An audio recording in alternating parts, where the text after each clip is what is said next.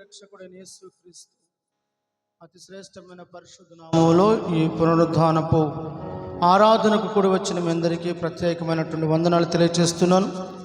పరిశుద్ధ గ్రంథంలో నుంచి ఒక వాక్య భాగాన్ని చదువుకుందాం. దయచేసి మీ పరిశుద్ధ గ్రంథాన్ని తెరచి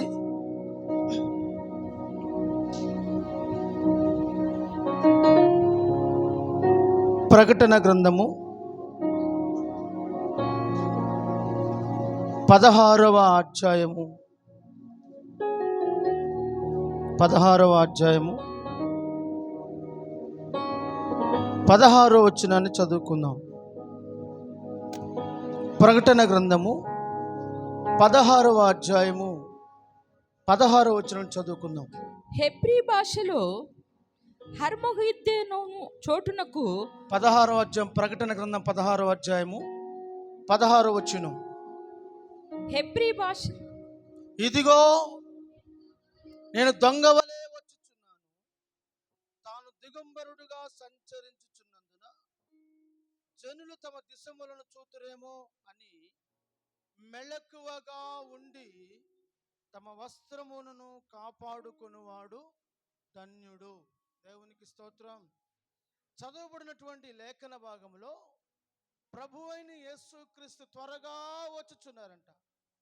ఎలా వస్తున్నారు? త్వరగా, ఆలస్యము చేయకుండా త్వరగా ప్రభు రావడానికి సిద్ధపడుతున్నారు. త్వరగా ఆయన రావడానికి సిద్ధపడుతున్నాడు కనుక ఈ భూమి మీద ఉన్నటువంటి జనులు ఏం చేయాలని దేవుని వాక్యం చెప్తుందంటే మెళకువగా ఉండాలి. ఎలా ఉండాలి? మెళకువగా ఉండాలి. మెళకువగా ఉండడం అంటే అర్థం ఏంటి? చాలామంది మెళకువగా ఉండలేక నిద్ర మత్తుగా ఉంటారు. మత్తుగా ఉండేవారు రాత్రి వేళ మత్తుగా ఉంటారు.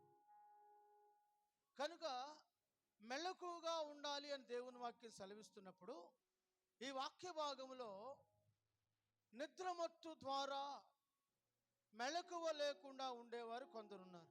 వారు ఎవరయ్యా అంటే, ఒకటి శరీర సంబంధమైన మత్తు, రెండు ఆత్మ సంబంధమైన మత్తు.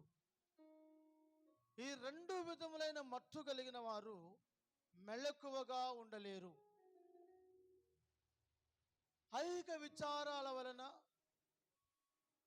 ఇంట్లో ఆర్థిక సంబంధమైన పరిస్థితులు, జరిగిన పరిస్థితులను బట్టి మరి ఎక్కువగా ఆలోచించేవారు వారి జీవితాల్లో ఆలోచించి మత్తులోనికి నిద్రలోనికి వెళ్ళిపోతారు. తినవలసిన దానికంటే ఎక్కువగా తిన్నవారు కూడా తిండి వలన మత్తులవుతారు. కానీ దేవుని వాక్యం అంటుంది, మీరు మెళకువగా ఉండాలి. మెళకువగా ఉన్న వారు ఏం చేస్తారంట? తమ వస్త్రములను కాపాడుకొందురు. దేవునికి స్తోత్రం, హల్లెలూయా. మెళకువగా ఉన్నవారు తమ వస్త్రములను కాపాడుకుంటారు అని దేవుని వాక్యం సెలవిస్తాం. కాబట్టి మనం అందరము కూడా ఈ పూట మన జీవితాల్లో మనం కాపాడుకోవాల్సింది ఏంటంటే, మనము మన జీవితాలలో వస్త్రములను కాపాడుకునేవారుగా ఉండాలి. ఏం కాపాడుకునేవారుగా ఉండాలి చెప్పండి అందరూ? వస్త్రములను కాపాడుకునేవారుగా మన జీవితాలు ప్రభువు సన్నిధిలో ఉండాలి. ప్రభు త్వరగా వస్తున్నాడు. ఆయన రాకడ సమీపంగా ఉంది. దేవుడు మనకు చాలా విలువైనటువంటి వస్త్రాలు ఇచ్చాడు, చాలా విలువైన జీవితాన్ని ఇచ్చాడు, అమూల్యమైన జీవితాన్ని ఇచ్చాడు. చాలా మందికి జీవిత విలువలు తెలీదు. లోక సంబంధమైన వస్త్రాల కోసమే కొట్లాడుకునే మనుషులు ఉన్నారు. లోక సంబంధమైన బట్టల కోసం, దానికోసమే కొట్లాటకు దిగేవాళ్ళు, పోట్లాడేవారు, ఎదిరించేవారు ఉన్నారు. కానీ దేవుని వాక్యం అంటుంది, దేవుడు మనకిచ్చిన వస్త్రములను మనం కాపాడుకోవాలి. దేవుడు మనకి ఏ వస్త్రాలు ఇచ్చాడు? పరిశుద్ధ గ్రంథంలో మనం చూస్తున్నట్లయితే దేవుడు ఎవరెవరికి ఏ వస్త్రాలను ధరింపజేశాడు, ఏ వస్త్రాలు ధరింపజేశాడో మనం చూద్దాం దేవుని వాక్యం నుంచి. మొట్టమొదట దేవుడు మానవునికి ఒక వస్త్రాన్ని ధరింపచేశాడు. ఆ వస్త్రం పేరేమిటో బైబిల్ ఏం చెప్తుందో చూద్దాం. ఆది కాండము 3వ అధ్యాయము 21వ వచనం చదువుకుందాం. ఆది కాండము 3వ అధ్యాయము 21వ వచనాన్ని చదువుకుందాం. దేవుడైన యెహోవా ఆదామునకును అతని భార్యకును చర్మపు చొక్కాయులను చేయించి వారికి తొడిగించెను. దేవునికి మహిమ కలుగును గాక. ఆదాము అవ్వలకు దేవుడైన యెహోవా వారికి ఏ చొక్కాలు తొడిగించాడంట? చర్మపు చొక్కాలను తొడిగించాడు. అంతకు ముందుకు వారికి చొక్కా లేదా? లేదు. దేవుడు వారిని మహిమా స్వరూపాలుగా సృజించాడు. నేల మట్టి నుండి తీయబడినప్పటికీ కూడా మహిమా స్వరూపములుగా దేవుడు వారిని చేశాడు. అయితే ఆదాము అవ్వలు ఇద్దరు కూడా సాతాను చేత మోసగించబడిన తర్వాత మహిమను పోగొట్టుకున్నారు. దేవుడిచ్చిన మహిమ పోగొట్టుకున్నందువలన వారు దిగంబరులయ్యారు. వారేమయ్యారు? దిగంబరులయ్యారు. దిగంబరులైనందుకు గాను దేవుడు వారికి చర్మపు చొక్కాలను తొడిగించాడు. దేవునికి స్తోత్రం, హల్లెలూయా. పరిశుద్ధ గ్రంథంలో మనం చూస్తున్నట్లయితే దేవుడు చాలా మంది మనుషులకు విలువైనటువంటి వస్త్రాలు ఇచ్చాడు. యేసుక్రీస్తు ప్రభువు కూడా ఒక ఉపమానం చెప్తూ పరలోక రాజ్యము ఒక పెండ్లి విందును పోలి ఉన్నది, పెండ్లి కుమారుని పోలి ఉన్నది, ఇలా అనేక ఉపమానాలు పరలోక రాజ్యాన్ని గురించి చెప్తూ ఆయన చెప్పిన ఒక మాట ఏంటంటే, పెండ్లికి పిలువబడిన వారందరికీ కూడా పెండ్లి వస్త్రములు ఇవ్వబడ్డాయంట. ఏమివ్వబడ్డాయి? పెళ్లి వస్త్రాలు ఇవ్వబడ్డాయి. అయితే ఆ విందులోనికి వెళ్ళి చూస్తూ ఉన్నప్పుడు ఒకడు పెండ్లి వస్త్రము లేకుండానే పెండ్లి విందులోనికి వచ్చాడు. ఎప్పుడైతే పెండ్లి విందులోనికి పెండ్లి వస్త్రము లేకుండా వచ్చాడో వెంటనే అక్కడ రాయబడిన మాట ఏంటంటే, యేసు ప్రభు చెప్పిన ఉపమానంలో అక్కడ రాయబడిన మాట ఏంటంటే, ఇదిగో కుమారుడా, పెండ్లి వస్త్రము లేకుండా నువ్వు ఎలా వచ్చావు అని అడిగితే, వాడికి ఇవ్వబడిన పెండ్లి వస్త్రాన్ని ధరించుకోకుండానే వాడు వచ్చినందుకు గాను వాడు అనేక సాకులు చెప్పకుండా మౌనంగా ఉండిపోయాడంట. మౌనంగా ఉండిపోతే యజమాని ఏం చెప్పాడు? చదువున్న మాటను మత్తయి సువార్త 22వ అధ్యాయము 13వ వచనం చదవండి. రాజు కూర్చుండి ఉన్న వారిని చూడవచ్చుటకు లోపలికి వచ్చినప్పుడు అక్కడ పెండ్లి వస్త్రము ధరించుకొనని ఒకరిని చూచి స్నేహితుడా పెండ్లి వస్త్రము లేక ఇక్కడికి ఎలాగ వచ్చావు? వాడు మౌని అయి ఉండెను. అంతటా రాజు వీని కాళ్ళు చేతులు కట్టి వెలుపటి చీకటిలోనికి త్రోసివేయండి. అక్కడ ఏడ్పును పండ్లు కొరుకుటయు ఉండునని పరిచారకులతో చెప్పెను. చాలు, చూసారా? పెండ్లి వస్త్రము లేకుండానే వచ్చాడు. అడిగితే మౌనంగా ఉన్నాడు. వాడికి శిక్ష ఏమిటంటే కాళ్ళు చేతులు కట్టబడి వాడు వెలుపటి చీకటిలో పడద్రోయబడ్డాడు. ఈ రోజున దేవుని బిడ్డగా దేవుడు నీకు విలువైన వస్త్రాలు ఇచ్చాడు, ఉన్నతమైన వస్త్రాలు ఇచ్చాడు. ఒక్కొక్కరి మీదకి దేవుడు ఒక్కొక్క ప్రత్యేకమైన వస్త్రాన్ని కప్పాడు. మహిమాత్మతో దేవుడు నిన్ను నింపిన తరువాత నీకు దేవుడు ప్రత్యేకమైన వస్త్రాలతో నిన్ను అలంకరించాడు. చూసారా? పరిశుద్ధ గ్రంథంలో యోసేపుకు దేవుడు చాలా వస్త్రాలు ఇచ్చాడు. తండ్రి ఒక వస్త్రాన్ని కప్పాడు. అది చాలా విచిత్రమైన వస్త్రము అని రాయబడింది. విచిత్రమైన రంగురంగుల వస్త్రాన్ని తనకిష్టమైన కుమారుడు గనుక తనకిష్టమైన కుమారునికి రంగుల వస్త్రాన్ని, విచిత్రమైన వస్త్రాన్ని కుట్టించి తొడిగించాడు తన కుమారునికి. ఆ వస్త్రం ఏం చేయబడింది? లాగివేయబడింది, తీసివేయబడింది. ఆ వస్త్రము రక్తముతో తడపబడింది, అది చింపబడింది. రెండవ వస్త్రం ఏమిటంటే, రెండవ వస్త్రము ఐగుప్తులోనికి వెళ్ళిన తర్వాత ఐగుప్తులో ఫరో యొక్క భార్య, ఆమె చేతిలో యోసేపు యొక్క వస్త్రము తీసివేయబడింది. 2 సార్లు యోసేపు జీవితంలో వస్త్రములు తీసివేయబడిన పరిస్థితి. వస్త్రము తీసివేయబడుట అంటే అర్థం ఏంటి తెలుసిన? అవమానం. వస్త్రము తీసివేయబడుట అంటే అర్థం ఏంటి తెలుసిన? కన్నీళ్లు. వస్త్రము తీసివేయబడుట అంటే అర్థం ఏంటి తెలుసిన? శిక్ష. యోసేపు వస్త్రము తీసివేయబడిన తర్వాత అమ్మబడ్డాడు. మొదటి వస్త్రము తీసివేయబడినప్పుడు అమ్మబడ్డాడు, గోతులో వేయబడ్డాడు. రెండవసారి వస్త్రము తీసివేయబడినప్పుడు చెరసాల పాలయ్యాడు, అవమానించబడ్డాడు, గేలి చేయబడ్డాడు. 2 సార్లు తన జీవితంలో వస్త్రములు తీసివేయబడ్డాయి. తరువాత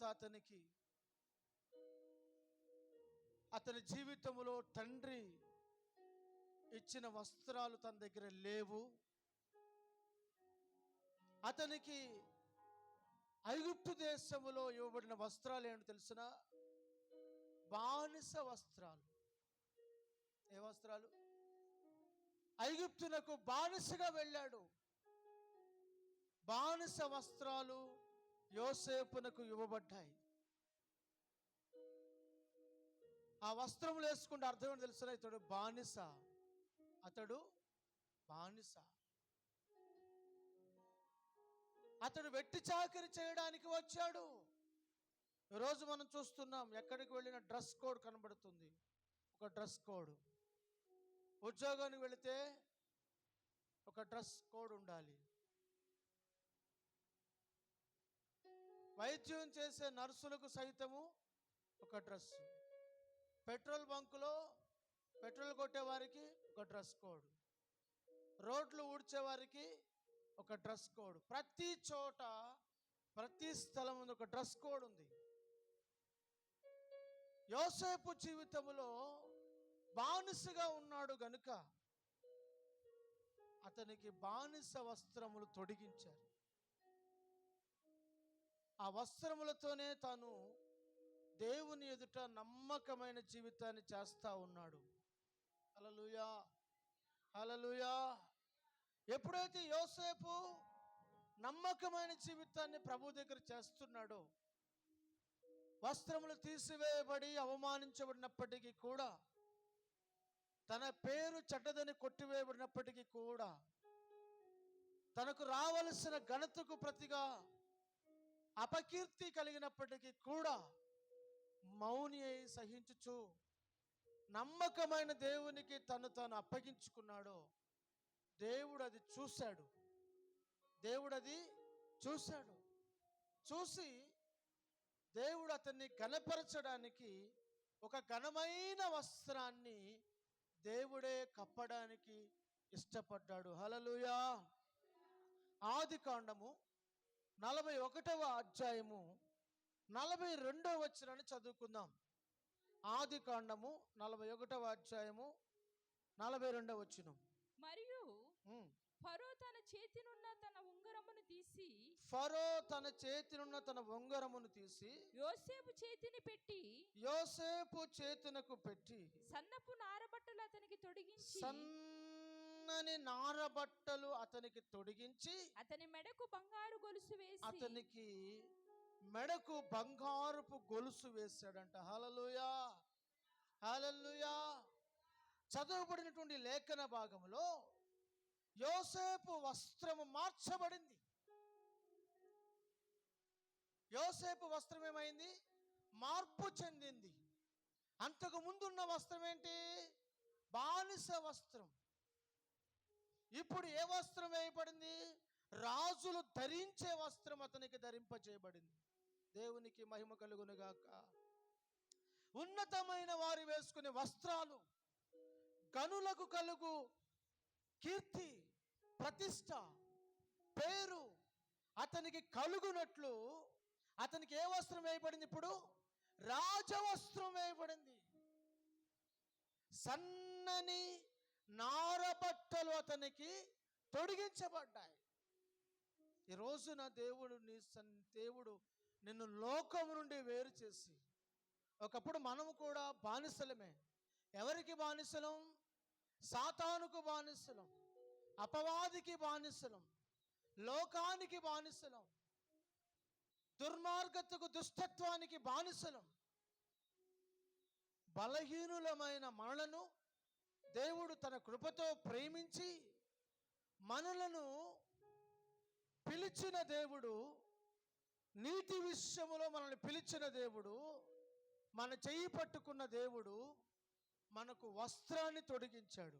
యోసేపునకు వస్త్రము మార్చబడినట్లుగా పనివాని వస్త్రాలు తీసివేసి, దాసుని వస్త్రాలు తీసివేసి, అధికారులు వేసుకునే శ్రేష్టమైన వస్త్రాన్ని వేసినట్లుగా, హల్లెలూయా. ఏ వస్త్రాలు అవి? ఆఫీసర్ వస్త్రాలు, ఆఫీసర్ బట్టలు అంట. ఏ బట్టలు రాయి అంటే ఈ ఆఫీసర్ బట్టలు అనేవాడు మావాడు. ఆఫీసర్లు వేసుకునే బట్టలు అంట. కనుక ఇప్పుడు ఒక ఘనమైన వస్త్రాలు యోసేపునకు తొడిగించబడ్డాయి. యోసేపునకు ఘనత, కీర్తి, ప్రతిష్ట, తన అవమానముకు ప్రతిగా రెట్టింపు ఘనత దేవుడు అతనికి ఇచ్చాడు. కారణం ఏంటి తెలుసునా? పడిన వేదన, అనుభవించిన శ్రమలు, నిందించబడిన జీవితం, తొలనాడబడిన అనుభవాలు. యోసేపు జీవితాన్ని దేవుడు ఎన్నో లోతులలో ఉంచి, సుడిగుండాలలో ఉంచి, అపాయకరమైన పరిస్థితుల్లో ఉంచి దేవుడు నడిపిస్తూ వచ్చాడు. వాటన్నిటిని తట్టుకొని, వాటన్నిటిని జయించడానికి దేవుడు అతనికి శక్తిని ఇచ్చాడు. అతడు సనగలేదు, గొణగలేదు, దేవునికి విరోధంగా ప్రవర్తించలేదు, మాట్లాడలేదు. దేవునికి మహిమ కలుగును గాక. కనుక దేవుడు యోసేపును జ్ఞాపకం చేసుకొని అతని వస్త్రాన్ని మార్చాడు. హల్లెలూయా. రెండవది మనం చూస్తున్నట్లయితే, దేవుడు ఇచ్చినటువంటి వస్త్రాలను పోగొట్టుకునే వారు కూడా ఉన్నారు. దేవుడు ఇచ్చినటువంటి వస్త్రాలను పాడు చేసుకునే వారు ఉన్నారు. దేవుడిచ్చిన వస్త్రాలను నాశనం చేసుకునే వారు ఉన్నారు. అందరూ ఉన్నత స్థలముల మీదకు వెళ్ళి కూర్చోవాలి, ఉన్నత స్థలములపై నిలబడాలి, ఎత్తైన స్థలములో ఘనతగా ఉండాలని కోరుకుంటా ఉంటే, ఒకరిని దేవుడు ఉన్నత స్థలముపై నిలిపాడు. అతడు ఏం చేశాడు తెలుసా? ఉన్నత స్థలములో నిలిపినప్పుడు ఆ ఉన్నత స్థలములో ఉండకుండా శపించబడిన, శాపగ్రస్తమైన, నాశనకరమైన పట్టణానికి దిగి వస్తున్నాడు. నాశనకరమైన పట్టణానికి దిగి వస్తున్నాడు. ఈ రోజుల్లో చాలామంది దేవుడు వారిని ప్రేమించి మంచి స్థాయిలో ఉంచితే, మంచి ఆత్మీయ జీవితంలో ఉంచితే, వాళ్ళు మనుషులను చూసి, వాళ్ళనే వీళ్ళని చూసి వాళ్ళు దిగొచ్చేస్తున్నారు. పరిశుద్ధ స్థలంలో ఉండడానికి ఇష్టపడక దిగి వచ్చే అనుభవంలో ఉన్నారు, లోకంలోనికి వెళ్ళే అనుభవంలో ఉన్నారు. ప్రేమించి దేవుడు సేవకు పిలిచాడు.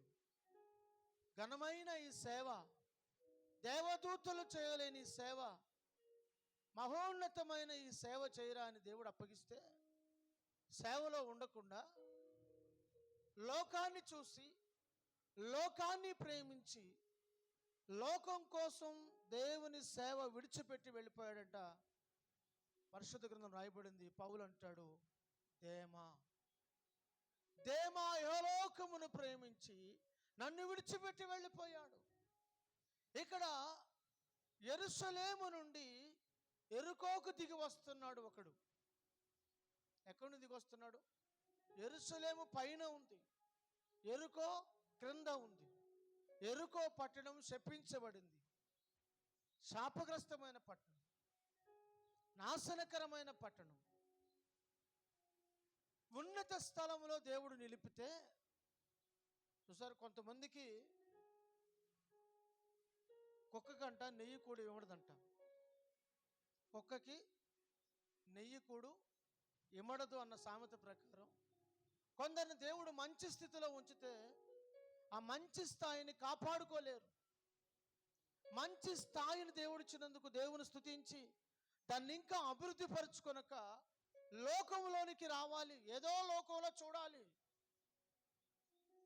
ఒక మంచి స్థితిలో దేవుడు ఉంచి, మంచి కాపుదల దేవుడు ఉంచితే, తన చుట్టూ ప్రొటెక్షన్గా దేవుడు ఆమెకు 11-12 మంది అన్నదమ్ములను ఇస్తే, అన్నల్ని ఇస్తే, ఆమె ఏం చేసిందంట? వారి చాటును దాగి ఉండడం ఇష్టం లేక లోకాన్ని చూడాలి, ఊరు చూడాలని ప్రయాణం అయింది. ఏం చూడాలని? ఊరు చూడాలని ప్రయాణమైనటువంటి దీన జీవితం దారుణముగా మార్చబడింది. ఈరోజు అనేక మంది జీవితాలలో లోకం చూడాలి, లోకాశలు చూడాలి, లోక భోగాలు అనుభవించాలి. లోకంలో ఏదో ఉంది, దాన్ని అనుభవించాలని పరిగెత్తే వారి జీవితాలు ఇదిగో దీనా జీవితంలాగా మార్చబడుతున్నాయి. దీనా జీవితం వలె, కుక్కలు చింపిన విశ్రాకు వలె జీవితాలు మార్చబడుతున్నాయి. కనుక లోకం భయంకరమైనది, లోకంలో ఉన్న మనుషులు భయంకరమైన వారు. అందుకని ఈ భయంకరమైన మనుషుల మధ్యలో నువ్వేం చేయాలి? ఏం కాపాడుకోవాలి? వస్త్రాలు కాపాడుకోవాలి. వస్త్రాలు కాపాడుకోకపోతే, నీ ఉన్న స్థితిలో వస్త్రాన్ని కప్పి ఉంచకపోతే సాతాను ఏం చేస్తాడు తెలుసునా? చూడండి, యెరూషలేము నుంచి ఆ మనుషుడు దిగి వస్తున్నప్పుడు దారిలో దొంగలు అతన్ని ఎదుర్కొని, అతన్ని కొట్టి, అతన్ని దోచుకొని, అతని వస్త్రములను కూడా దోచుకొని కొర ప్రాణంతో అతన్ని విడిచిపెట్టారండి. సరే, దొంగ దేనికి వస్తాడండి? దొంగ దేనికి వస్తాడు? హత్యయు నాశనమును పాడు చేయడానికి వస్తాడు. దొంగ నీ దగ్గర దోచుకోవడానికి వస్తాడు, నాశనం చేయడానికి వస్తాడు, హత్య చేయడానికి వస్తాడు. కనుక నీవు ఉన్నత స్థలంలోంచి దిగి వస్తున్నావంటే ఖచ్చితంగా దొంగ చేతులు చిక్కుకుంటావు. దేవుని వాక్యం ఏం చెప్తుందంటే, మనకి ఇవ్వబడిన వస్త్రాలు మనం జాగ్రత్తగా కాపాడుకోవాలి. దేవుడు మనకిచ్చినటువంటి ఆత్మ సంబంధమైన వస్త్రాలను మనం దాచుకోవాలి, వాటి చేత మన జీవితాన్ని కప్పుకోవాలి, ప్రభు కొరకు సిద్ధపడాలి. Praise the lord. Hallelujah. Hallelujah, hallelujah. పరిశుద్ధ గ్రంథములో నుంచి ఒక చరిత్ర మనం చూడబోతున్నాం. ఒక తండ్రికి ఇద్దరు కుమారులు ఉన్నారు. ఎంతమంది? ఇద్దరు కుమారులు. ఆ ఇద్దరు కుమారులు, ఒక కుమారుడు ఒక రోజున తండ్రి దగ్గరికి వచ్చి, తండ్రి, నా ఆస్తిలో నా భాగం నాకు ఇచ్చేయి అంటే, తండ్రి తండ్రి ఆస్తిలో వాడికి రావాల్సిన భాగాన్ని, రావాల్సినటువంటి స్వాస్థ్యాన్ని వాడికి పంచి ఇచ్చేశాడు. అప్పుడు వాడేం చేశాడంటే, ఆ ఆస్తి అంతటిని తీసుకొని దూర ప్రాంతం వెళ్ళిపోయాడు.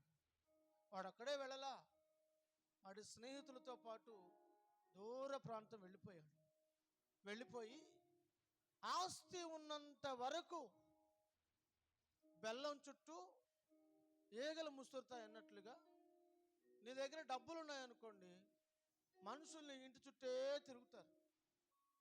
అర్థమైందా? మనుషులు నీ చుట్టే తిరుగుతారు. డబ్బులు ఉన్నాయనుకోండి, నీకు విలువ. డబ్బులు ఉన్నాయనుకోండి, మావాడే అనుకుంటారు.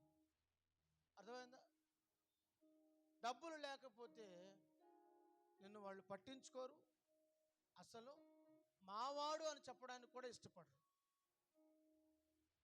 కనుక ఈ అబ్బాయి తండ్రి ఆస్తి అంతటిని తీసుకుని వెళ్ళి దూర ప్రాంతం వెళ్ళి ఆస్తి అంతా పాడు చేసుకున్నాడు. ఏం చేశాడు? ఆస్తి అంతా పాడు చేసుకున్నాడు. చివరికి తనకు తినడానికి తిండి కూడా దొరకని స్థితి. పందులు తినే పట్టునైనా తిని తన కడుపు నింపుకోవాలని ఆశించాడు, కానీ అది కూడా దొరకలేదట. పందులు కనీసం అవి తినే ఆహారం కూడా మిగల్చకుండా అతనికి దొరకకుండా చేశాయి. అప్పుడు ఆ పిల్లవాడికి బుద్ధొచ్చి తండ్రి ఇంటికి వెళ్ళాలి అనుకున్నాడు. ఎక్కడికి వెళ్ళాలనుకున్నాడు? నా తండ్రి ఇంట అనేక మంది పనివారు ఉన్నారు, వారందరికీ కడుపు నిండా తిండి దొరుకుతుంది. ఇప్పుడు వానికి అవసరమైంది ఏంటి? కేవలం కడుపు నిండితే చాలు. కడుపు నిండితే చాలు. అందుకే అతనికి ఏం గుర్తొచ్చింది? నా తండ్రి ఇంట అనేక మంది పనివారు ఉన్నారు, వారికి నిత్యము ఆహారం దొరుకుతుంది. నేనా కుమారుడు అనిపించుకున్నట్టు యోగ్యతను, అర్హతను పోగొట్టుకున్నాను.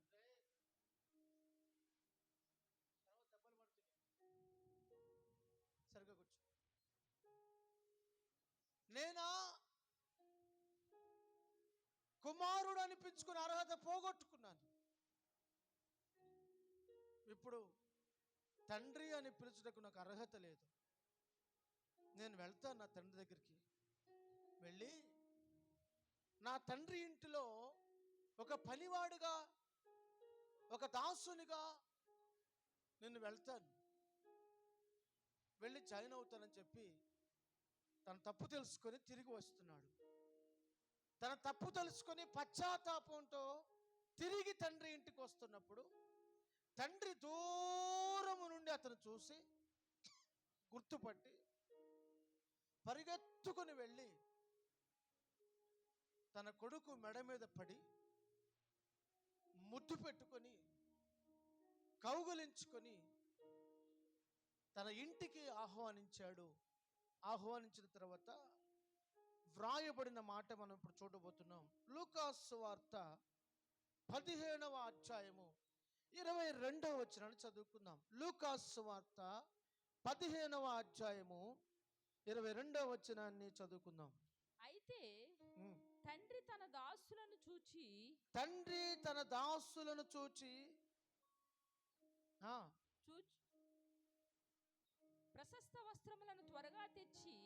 ప్రశస్త వస్త్రములను త్వరగా తెచ్చి వీనికి కట్టి వీని చేతికి ఉంగరము పెట్టి పాదములకు చెప్పులు తొడిగించండి.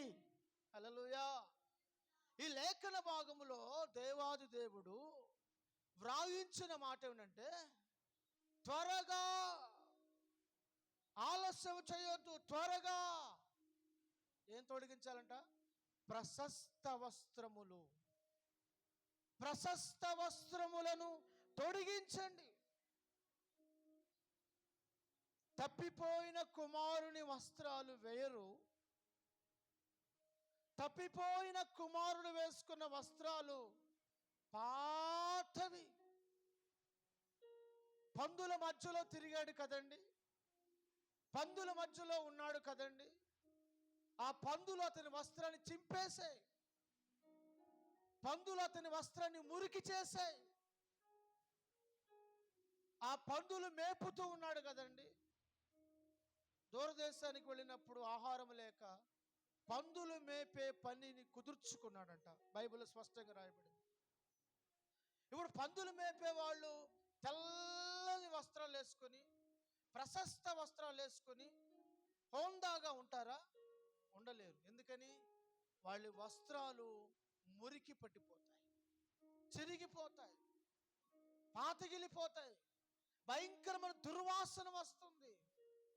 ఆ వస్త్రాలుతోనే వచ్చినప్పుడు ఆ తండ్రి వెంటనే ఏమాత్రము ఆలస్యము చేయక ఆ మురికి పట్టిన వస్త్రాలను సైతం లెక్క చేయకుండా తండ్రి అతని మెడ మీద పడి ముద్దు పెట్టుకున్నాడు. దేవునికి స్తోత్రం. అతని కౌగలించుకున్నాడు. తండ్రి ప్రేమ, తండ్రి వస్త్రాలు చూడండి.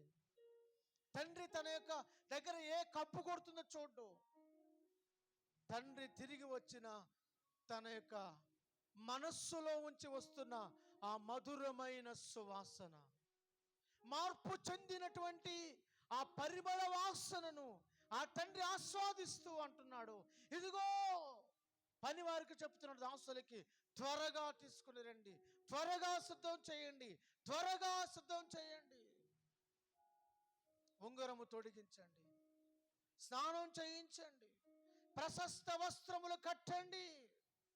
గొప్ప విందు, గొప్ప విందును సిద్ధం చేయండి.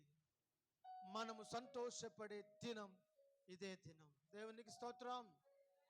ఈ దినమందు మనం పండుగ జరుపుకుందాం. ఏంటా పండుగ తెలుసా? నా కుమారుడు, తప్పిపోయిన నా కుమారుడు తిరిగి వచ్చాడు గనుక ఈ దినం అతనికి ప్రశస్త వస్త్రములు కప్పుచున్నాం. ప్రశస్త వస్త్రములను కప్పుతూ సరే, దేవుని ప్రేమ ఎంత గొప్పదో. దేవుడు మనల్ని కూడా తన మహిమా వస్త్రముతో కప్పి ఉంచాడు.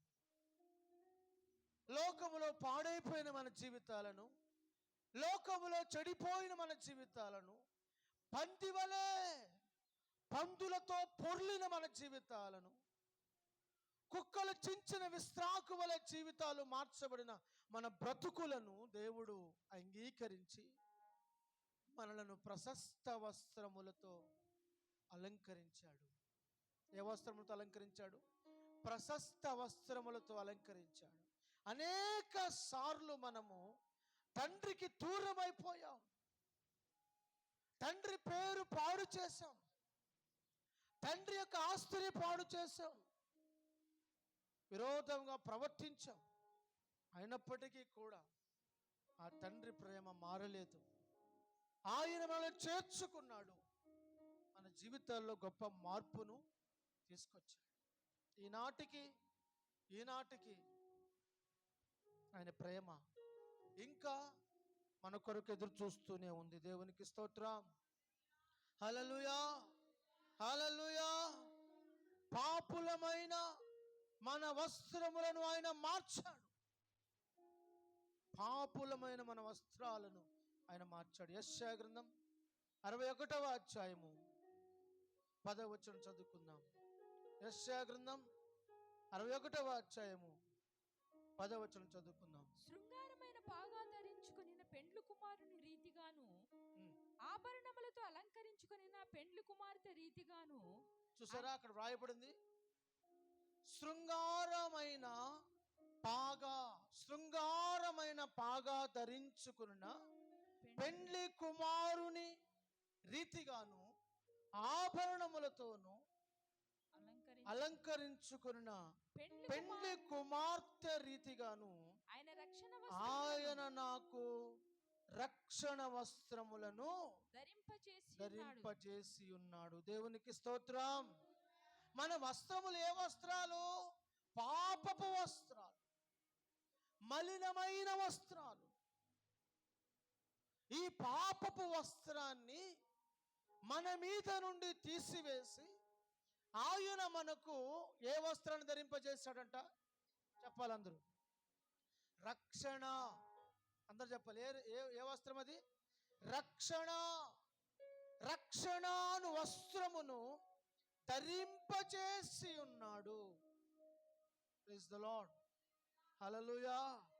ఆ కింద వచ్చి ఉంటాడు, నీతి అను పైబట్టను నాకు ధరింపజేసి ఉన్నాడు. నీతి అను పై వస్త్రం, శృంగారమైన పాగా, తలకు పాగా, శృంగారమైన పాగా, పెండ్లి కుమారుని రీతిగా, పెండ్లి కుమారుని వలె, పెండ్లి కుమార్తె వలె దేవుడు మనలను అలంకరించాడట. ఏం చేశాడు? అలంకరించాడు. మనం అలంకరించుకునే అలంకరణ వేరు, దేవుడు అలంకరించే అలంకరణ వేరు. మనం అలంకరించుకునే అలంకరణ దేని కొరకు తెలుసా? ఒక ఆయన అన్నాడు, మ్యాచింగ్ అంతా మ్యాచింగ్, మ్యాచింగ్ ఈజ్ క్యాచింగ్ అంట. మ్యాచింగ్ దేనికోసం అంట? ఇంకొకరిని క్యాచ్ చేయడానికి, బుట్టలో వేసుకోవడానికి. పైనుంది కిందకి అంతా మ్యాచింగ్ డ్రెస్సులు, మ్యాచింగ్ గోల్డ్, మ్యాచింగ్ అంతా ఎందుకంటే ఇంకొకరిని బుట్టలో వేసుకోవడానికి. మన మ్యాచింగ్, మన యొక్క అలంకరణ ఇతరులను పాపంలో పడేయటానికి, మన అలంకరణ ఇతరులను పాపములో పడవేయడానికి. కానీ దేవుడిచ్చిన అలంకరణ ధరించుకున్నటువంటి, దేవుడిచ్చినటువంటి ఆ అలంకరణ ధరించుకున్నటువంటి ఎస్తేరు రాణి అయింది. దేవునికి స్తోత్రం. హల్లెలూయా. ఆమె షండుడైనటువంటి హేగే అలంకరించిన అలంకరణ తప్ప మరేమీ కోరలేదట. అర్థమైందా? 6 నెలలు సుషాను కోటలో వాళ్ళు పెండ్లి కుమార్తెలుగా సిద్ధపరచబడుతున్నప్పుడు రకరకాలుగా మాకు అది కావాలి, మాకు ఇది కావాలి అని కోరుకొని మరి రకరకాలుగా వారు సిద్ధపరచబడతా ఉంటే, రాజునకు ఏది ఇష్టమో, రాజు ఏమి చూసి ఇష్టపడతాడో ఈ షండుడైన హేగేకు తెలుసు. కనుక హేగే అలంకరించిన అలంకరణకు అప్పగించుకుంది ఈ యొక్క ఎస్తేరు. ఎప్పుడైతే ఆ అలంకరణకు మాత్రమే అప్పగించుకుందో ఆమె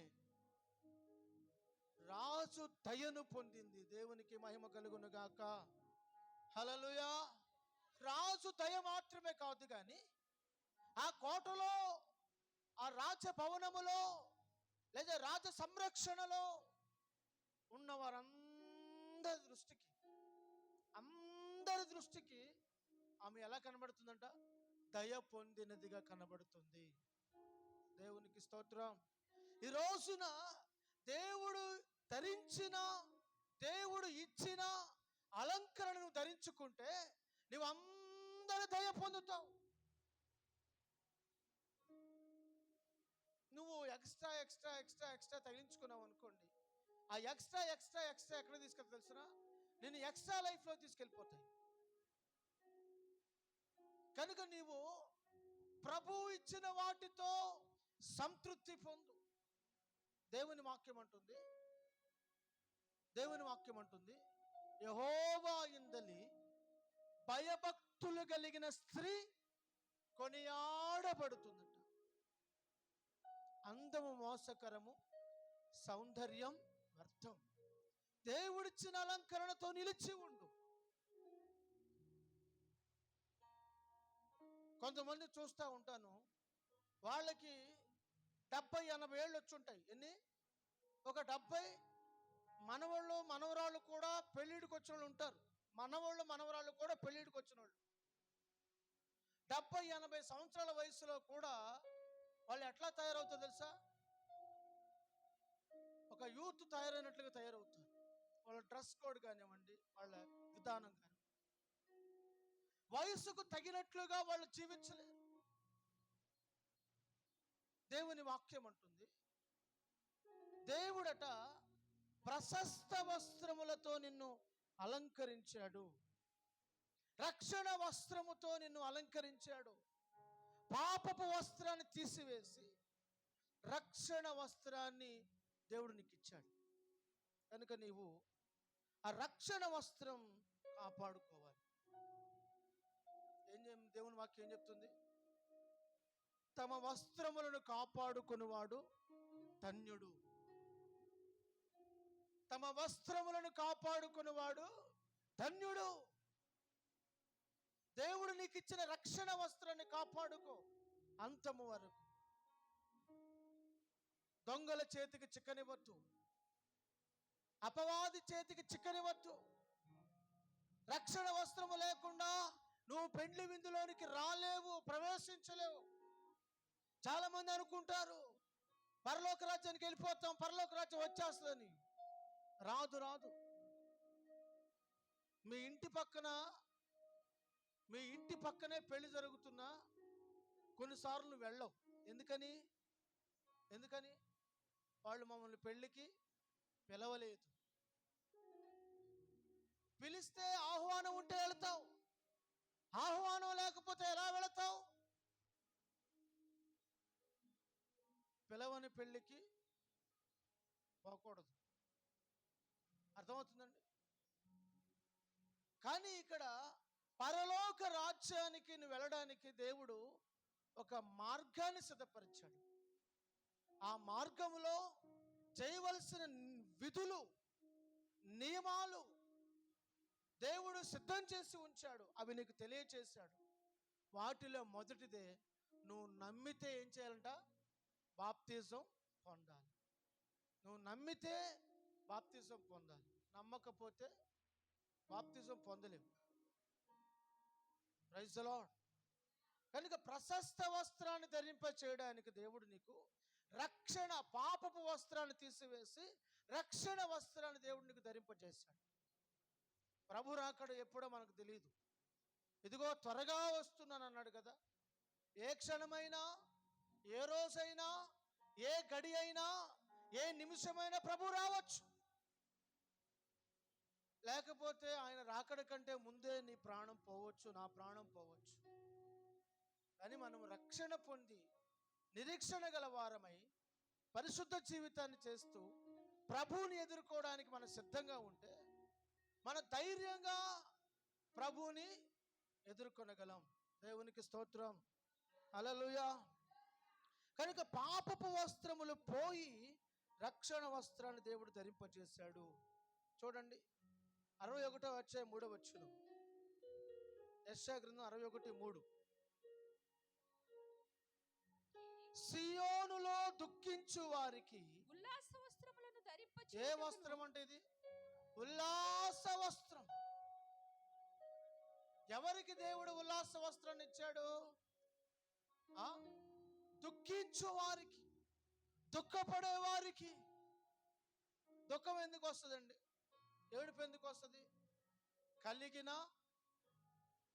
బాధలను బట్టి, అవమానమును బట్టి, నిందలను బట్టి, కలుగుతున్న ఇబ్బందులను బట్టి.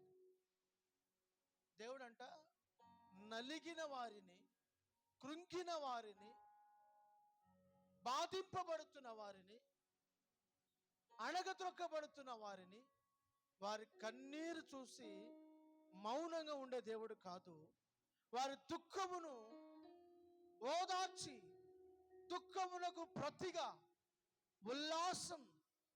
ఉల్లాసమనే వస్త్రమును ధరింపచేయుటకును, బూడిదకు ప్రతిగా పూదండను, దుఃఖమునకు ప్రతిగా ఆనంద తైలమును భారభరిత భారభరితమైన ఆత్మకు ప్రతిగా స్తుతి స్తుతి వస్త్రమును వారికి ఇచ్చుటకును ఆయన వారికి ఇచ్చుటకును ఆయన నన్ను ఆయన నన్ను పంపి పంపి ఉన్నాడు. దేవునికి స్తోత్రం. హల్లెలూయా, హల్లెలూయా. చదువుబడినటువంటి లేఖన భాగంలో దుఃఖపడుతున్న వారికి దేవుడు మొదటి వస్త్రాన్ని కప్పుతున్నాడు. ఆ మొదటి వస్త్రం పేరేంటి? ఉల్లాస వస్త్రం. ఉల్లాస వస్త్రం. రెండవ వస్త్రం పేరేంటి? స్తుతి వస్త్రం. ఈ స్తుతి వస్త్రం ఎవరికి ఇస్తున్నాడు దేవుడు? భారభరితమైన బ్రతుకు, భారమైన జీవితాన్ని మోస్తున్న వారికి, భారమైన బ్రతుకుతున్న వారికి ఇంకొంచెం కాలం ఓర్చుకో, ఇంకొంతకాలం ఓర్చుకో, ఇంకా కొద్ది రోజులే ఓర్చుకో. ఎన్ని దినాలు ఉంటాయిలే ఈ దుఃఖ దినాలు, ఇంకెంత కాలంలే ఓర్చుకో అని ఓర్చుకుంటూ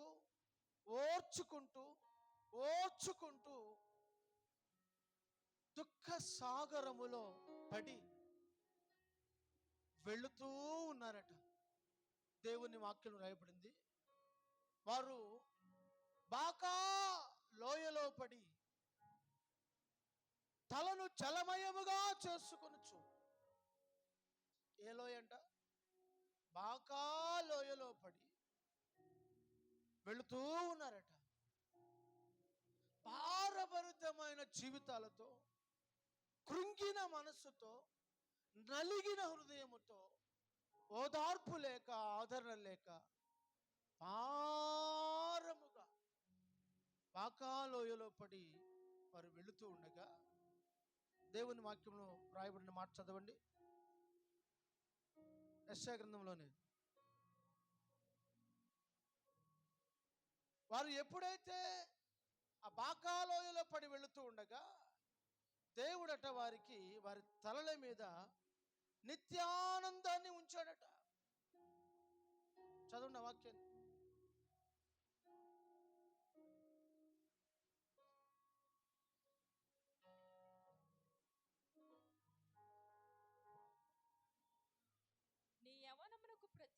నీ అవమానమునకు ప్రతిగా రెట్టింపు ఘనతనందునుదురు. నిందకు ప్రతిగా తాము పొందిన భాగమును అనుభవించు వారు సంతోషించుదురు. వారు తమ దేశంలో రెట్టింపు భాగమునకు కర్తలగుదురు. యెషయా గ్రంథము నిత్య 35వ అధ్యాయము 9వ వచనం. అక్కడ సింహం ఉండదు, క్రూర మృగములు దానిని ఎక్కవు, అవి అక్కడ కనబడవు, విమోచించబడిన వారే అక్కడ నడుచుదురు. యెహోవా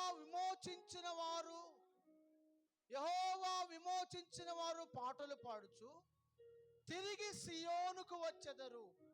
ఈ లేఖన భాగంలో కూడా మనం ఏం చూస్తున్నామంటే, సియోనులో దుఃఖించు వారికి, ఇక్కడ కూడా అన్నాడు సియోనుకు వారు తిరిగి వచ్చెదరు, వారి తలల మీద నిత్యానందముండును. వారు ఆనందముతోనూ సంతోషముతోనూ గలవారై వచ్చెదరు, దుఃఖమును నిట్టూర్పును ఎగిరిపోవును. ఇందాక చదివిన వాక్యం చదువు. వారు బాకాలోయలో పడి వెళ్ళుచు నానాటికి బలాభివృద్ధిని పొందుచు నిత్యానందము వారికి కలుగును.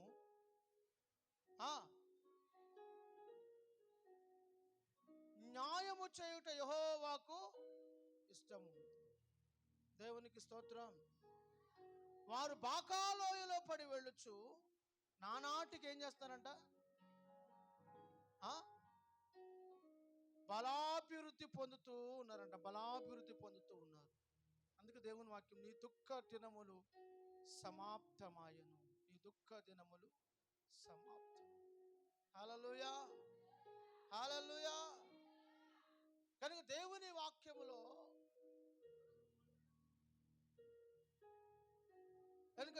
వాక్యములో మనము చదువుతున్నప్పుడు దేవుడు మనలను భారభరితమైన బ్రతుకు నుండి విడిపించి, దేవుడు మనకు ఉల్లాస వస్త్రమును, స్తుతించే వస్త్రమును ధరింప చేస్తున్నాడు.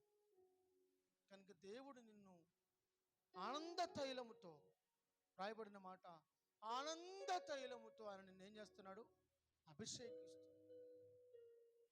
నిన్ను ఆనంద తైలముతో అభిషేకిస్తున్న దేవునికి కృతజ్ఞుడవై నువ్వేం చేయాలి? ప్రభువుని ఆరాధించాలి.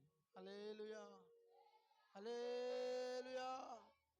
కనుక ముగింపులో మనం అందరం తెలుసుకోవాల్సిన ప్రాముఖ్యమైన విషయం ఏంటంటే స్తుతి వస్త్రం, స్తుతి వస్త్రం, స్తుతి వస్త్రం. దానికి ముందు ఒక్క మాట చెప్పి నేను ముగిస్తాను. దేవుని సన్నిధిలో కనబడుతున్న నీవు, నీ మీద మలిన వస్త్రములు ఉండకూడదు. ఏ వస్త్రాలు ఉండకూడదు? మలినమైన వస్త్రాలు నీ జీవితంలో ఉండకూడదు. నీ పైన మలిన వస్త్రాలు ఉండకూడదు. నీవు మలిన వస్త్రములు ధరించిన వ్యక్తిగా దేవుని సన్నిధిలో కనబడకూడదు. అది నీకు అవమానం, దేవునికి కూడా అవమానం. చూడండి, పరిశుద్ధ గ్రంథం నుంచి ఒక వ్యక్తి మనకి ఇక్కడ కనబడుతున్నాడు. ఆ వ్యక్తి దేవుని సన్నిధిలో నిలబడ్డాడు. అతడు ఒక పాస్టర్, యాజకుడు అని రాయబడింది. ఎవరు? దైవజనుడు. ఈ దైవజనుని పేరు ఏమిటంటే యెహోషువ. ఎవరండి? యెహోషువ. యెహోషువ అనే దైవజనుడు దేవుని సన్నిధిలో నిలబడినప్పుడు సాతాను ఈ దైవజనుడు పక్కనే నిలబడి ఏమని చెప్తుందంటే దేవునికి ఫిర్యాదు చేస్తుంది. ఈ దైవజనుడి మీద ఫిర్యాదు చేస్తుంది. ఈనాడు అనేక మంది దైవజనుల మీద ఫిర్యాదులు చేసే వాళ్ళు ఉన్నారు. వాళ్ళు ఏ కోవకు చెందిన వాళ్ళు స్పష్టంగా ఇక్కడ తెలియజేయబడుతుంది. హల్లెలూయా. తీర్పు తీర్చేవాడు దేవుడు, మనం కాదు. ప్రతివానికి వాని క్రియల చొప్పున జీతం ఇచ్చువాడు పరమందున్నాడు. కనుక ఇక్కడ ఈ యెహోషువ దేవుని సన్నిధిలో నిలబడినప్పుడు మొదటి వచనం చదవండి, 3వ అధ్యాయం. జకర్యా గ్రంథం 3వ అధ్యాయం మొదటి వచనం నుంచి. మరియు యెహోవా దూత ఎదుట ప్రధాన యాజకుడైన యెహోషువ నిలవబడుటయు, సాతాను ఫిర్యాది అయి అతని కుడిపార్శ్వమున నిలవబడుటయు అతడు నాకు కనపరచెను. సాతాను యెహోవా నిన్ను గద్దించును. యెరూషలేమును కోరుకొని యెహోవా నిన్ను గద్దించును. ఇతడు అగ్నిలో నుండి తీయబడిన కొర్మి వలె ఉన్నాడు కదా అని యెహోవా దూత సాతానుతో అనెను. దేవునికి స్తోత్రం. హల్లెలూయా. దేవుని దూతకు, దేవునికేమో ఈ దైవజనుడు అగ్నిలో నుండి తీయబడిన కొరిమిలా కనబడుతున్నాడు. ఈ సైతాన్ గాడికేమో ఎలా కనబడుతున్నాడు? మలిన వస్త్రాలు ధరించిన వ్యక్తిలా కనబడుతున్నాడు. అర్థమైందా మీకు? పచ్చకామురులోడికి ఊరంతా పచ్చగా కనబడినట్లు ఈ మలినమైన జీవితాన్ని చేసే సైతాన్ గాడికి, దౌర్భాగ్యమైన దుష్ట జీవితాన్ని చేసే ఈ దుష్టుడైనటువంటి నాబాలు స్వభావం కలిగిన ఈ దుర్మార్గుడైన సైతాన్ గాడికి దైవజనుడు ఎలా కనబడుతున్నాడంట? మలిన వస్త్రాలు ధరించిన వ్యక్తిలా కనబడుతున్నాడు. అందుకే అంటున్నాడు, చూడండి, సాతాను ఫిర్యాదు చేయడానికి ఎవరి మీద? దైవజనుడి మీద ఫిర్యాదు చేయడానికి నిలబడ్డాడు. కొంతమంది చూడండి, ఎప్పుడు చూసినా దైవజనుల మీద, సంఘాల మీద, విశ్వాసుల మీద ఫిర్యాదులు చేస్తూనే ఉంటారు. పితృల ట్యాంకి వీళ్ళందరూ కూడా ఎప్పుడు చూస్తున్నా పక్కన వాళ్ళ మీద పితృలు చెప్తూనే ఉంటారు. వాళ్ళు మంచోళ్ళు కాదండి, ఏమి మంచిది కాదండి, మా అత్త మంచిది కాదండి, మా కోడలు అస్సలు మంచిది కాదండి, మీకు తెలియదండి, నా అల్లుడు మంచోడు కాదండి, నా మనవడు మంచోడు కాదు, నా కొడుకు అసలు మంచోడు కాదు, మా ఆయన అంతకంటే మంచోడు కాదు. పక్కన వాళ్ళ మీద పితృలు చెప్తూనే ఉంటారు. వీళ్ళేదో మంచోళ్ళు అయినట్టు, వీళ్ళేదో మంచోళ్ళు అయినట్టు వాళ్ళ మీద పితృలు చెప్తూ ఉంటారు. మన బుద్ధి మంచిదైతే, మన బంగారం మంచిదైతే కంసాలోని అనవసరం పని లేదు. అర్థమైందా? మన బుద్ధి మంచిది కాదు. నీ బుద్ధి రోజుకో రకంగా మారుతూ ఉంటుంది. నీ బుద్ధి కీడు బుద్ధి, నీ బుద్ధి చెడు బుద్ధి, నీ బుద్ధి చండాలపు బుద్ధి. ఆ పడ మీద కాలేస్తావు, ఈ పడ మీద కాలేస్తావు. అటెళ్ళి ఆ పనికి మాలిన పనులు చేస్తుంటావు, ఇటు వచ్చి దేవుడా దేవుడా దేవుడా నువ్వే దిక్కు అంటుంటావు. రెండు పడవల మీద కాలేసే నీ జీవితమే దౌర్భాగ్యమైన నిలకడలేని జీవితం. ఇంకా నువ్వా ఇతరుల గురించి చెప్పేది? నువ్వా ఇతరుల గురించి నీ నోట వచ్చే మాటలే నువ్వు ఎలాంటి వ్యక్తివో చెప్తాయి. నీ పలుకు నిన్ను గూర్చి, బైబిల్లో రాయబడి, నీ పలుకు నిన్ను గూర్చి సాక్ష్యం ఇస్తుంది. నువ్వేంటో నీ నోటి మాట చెప్పేస్తుంది, నీ ప్రవర్తన చెప్తుంది. నువ్వు ఇతరుల గురించి సాక్ష్యం చెప్తావు. ఈ సైతానుగాడు కూడా అట్టంటోడే. వాడి పిల్లలే భూమి మీద ఉన్నారు ఇంకా. అర్థమైందా? చూడండి, భూమి మీద సింహం పిల్లలు ఉంటాయి, పంది పిల్లలు కూడా ఉంటాయి. పంది పిల్లలు ఎప్పుడు బురదలో దొరుకుతూ ఉంటాయి, సింహం గాంటుస్తా తిరుగుతూ ఉంటుంది. Praise the lord. Hallelujah, hallelujah. కనుక ఈ సాతానుగాడు దేవుని సముఖంలోనికి వచ్చేసాడు. వీడికి ఏ పని ఉండదు, వీడు ఎక్కడికైనా వచ్చేస్తాడు. సిగ్గులోనాడు వీడు పిలవవసరంలా. పిలవని పేరంటం, పిలవని పేరంటం. ఈ సిగ్గులోనాడు ఎక్కడికైనా వెళ్ళిపోతుంటాడు. అన్ని చోట్ల నేను ఉన్నాను నిలబడతాడు. ఏంటి ఎక్కడ కనబడ్డావంటే, ఇక్కడ కూడా నాదేలే, ఇది కూడా నా స్థలమేలే, ఇక్కడ మాకు తెలిసిన వాళ్ళు ఉన్నారులే అంటుంటాడు. అర్థమైందా? వీడికి ఎక్కడికి పోయినా కుంపట ఉంటుంది, ఎక్కడికి పోయినా ఉంటుంది కుంపట వీడికి. వీడు నేరుగా దేవుని సన్నిధికి వచ్చేస్తాడు. అక్కడికి వచ్చి ఎవరి మీద ఫిర్యాదు చేశాడు? దైవజనుడి మీద ఫిర్యాదు చేస్తున్నాడు. ఇక్కడ యెహోషువ మీద ఫిర్యాదు చేశాడా? అక్కడ ఎవరి మీద ఫిర్యాదు చేశాడు? యోబు మీద ఫిర్యాదు చేశాడు. దేవుని సముఖంలో, దేవదూతల సముఖంలోకి వచ్చేసి అక్కడ యోబు మీద ఫిర్యాదు చేశాడు. ఇక్కడేమో యెహోషువ మీద ఫిర్యాదు చేయడం నిలబడ్డాడు. చదవన్న వాక్య భాగాన్ని, 3వ వచనం. యెహోషువ మలిన వస్త్రములు ధరించిన వాడై దూత సముఖములో నిలువబడి ఉండగా దూత దగ్గర నిలుచున్న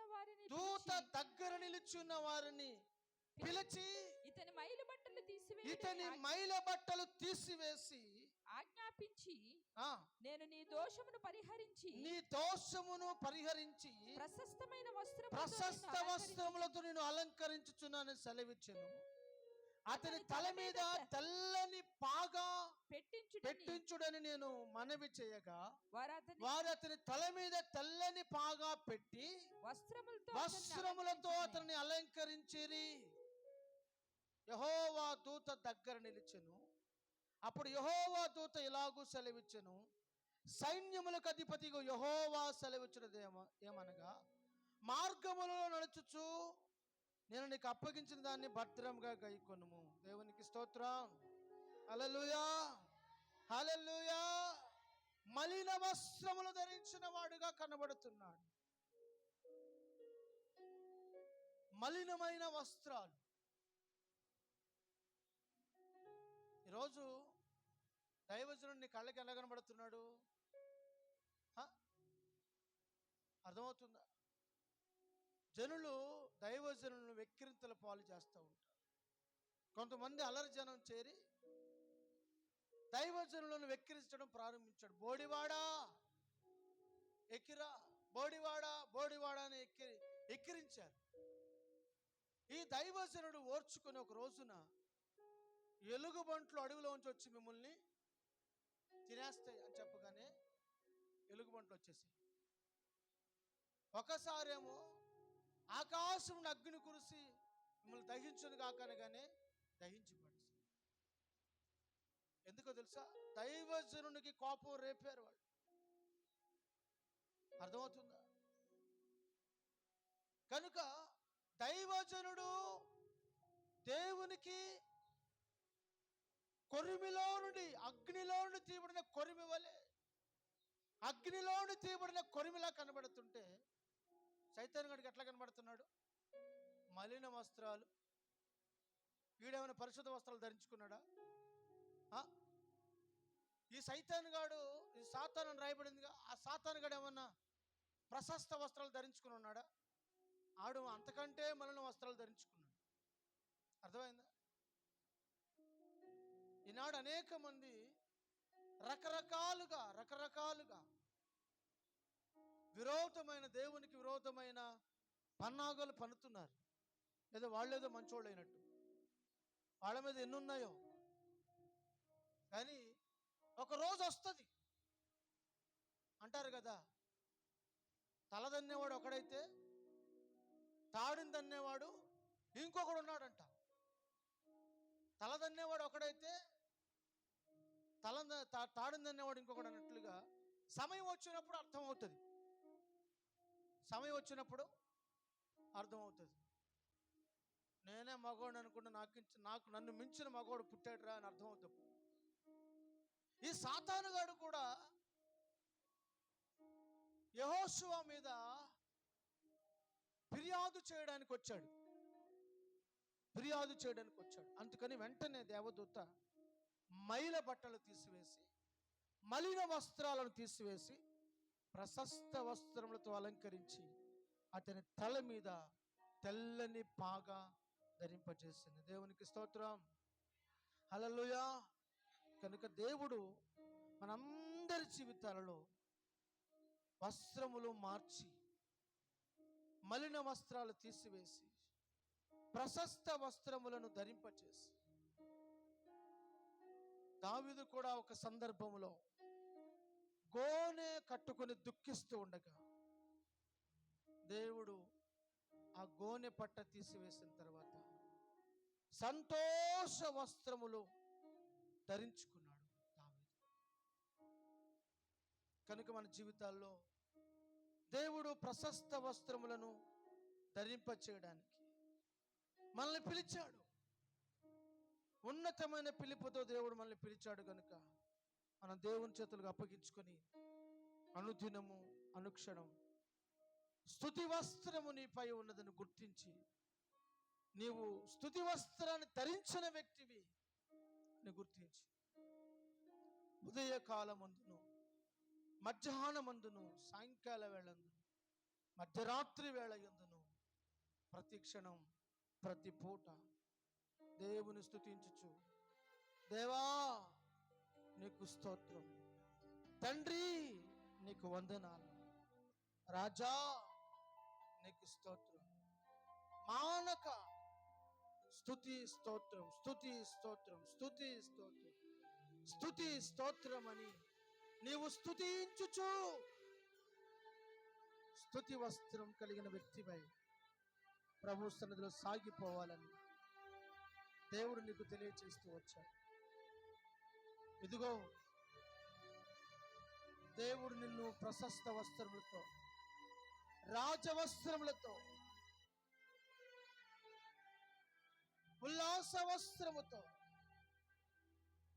స్తుతుల వస్త్రములతో, రక్షణ వస్త్రముతో నిన్ను అలంకరించడానికి ప్రభు నీపై దృష్టి ఉంచాడు. బానిస వస్త్రాలు తీసివేయబడి యోసేపు జీవితంలో నార వస్త్రములు, తెల్లని వస్త్రములు దేవుడు ధరింపచేసి నీకు ఇవ్వబడిన వస్త్రాన్ని కాపాడుకుంటున్నాడు. ప్రభు అంటున్నాడు, నేను త్వరగా వస్తున్నా. మెళకువ కలిగి వస్త్రములను కాపాడుకుని వాడు ధన్యుడు. మెళకువగలిగి వస్త్రాన్ని కాపాడు. ప్రార్థన చేసుకుందామా? దైవజనుల్ని కొరకు ప్రార్థన చేస్తుండగా అందరూ ప్రార్థనలోకి భవించండి.